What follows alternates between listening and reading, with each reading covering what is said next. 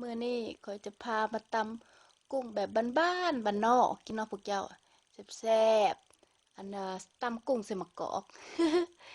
อันน่ะกุ้งก็ข้อยเฮ็ดแบบกุ้งสุกเนาะขัวกุ้งก่อนหรือว่าผู้ใดมักดิบแล้วถ้ามีกุ้งสดตามบ้านเฮาก็เอากุ้งสดก็ได้เนาะเอามาเริ่มเฮ็ดกันเลย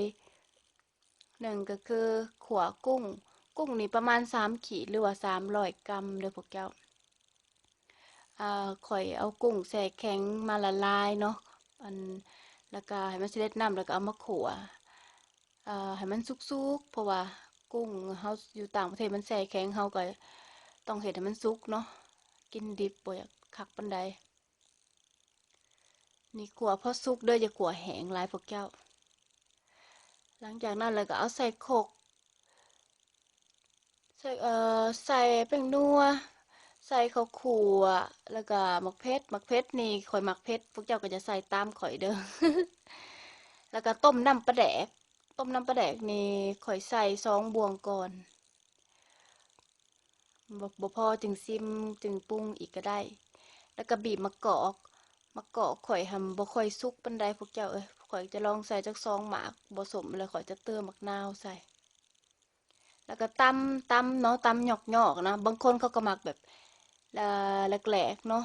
แต่ข่อยหันมักแบบเป็นยังเป็นตอนกุ้งอยู่ตำเพราะว่าให้มันเข้าเนื้อเข้าหนังซื่อๆจะซิมเบิ่งก่อน ข่อยมักสมมะกอกข่อยบ่สมข่อยก็ใส่มะนาวจัก1 เปียงแล้วก็น้ำปลาแดกระวังเด้อพวกเจ้าคันผู้ใดเฮ็ดต้มน้ำปลาแดกอย่าออกเค็มอะนะก็ใส่ชิมเบิ่งก่อนเด้อแต่ของข่อยหั้นน้ำปลาแดก3 บวงแล้วเรียบร้อยหลังจากนั้นแล้วข่อยก็จะซอยผักนี่มีผักบัวผักหอมเปรย์ผักหอมป้อมผักเสริมลาวผักเสริมฝรั่งอันน่ะแล้วแต่ผู้ใดมักใส่ในใดเนาะ แต่ว่าต้องใส่หลายๆเพราะว่าแก้กินข้าวแล้วก็ให้มันหอมแต่ถ้าผู้ใดมักเผ็ดซอยมักเผ็ดใส่ก็ได้เด้อพวกเจ้าเด้อซอยมักเผ็ดเขียวพอนะมักเผ็ดดิบใส่ก็แซ่บแต่ถ้าว่าใบก้าน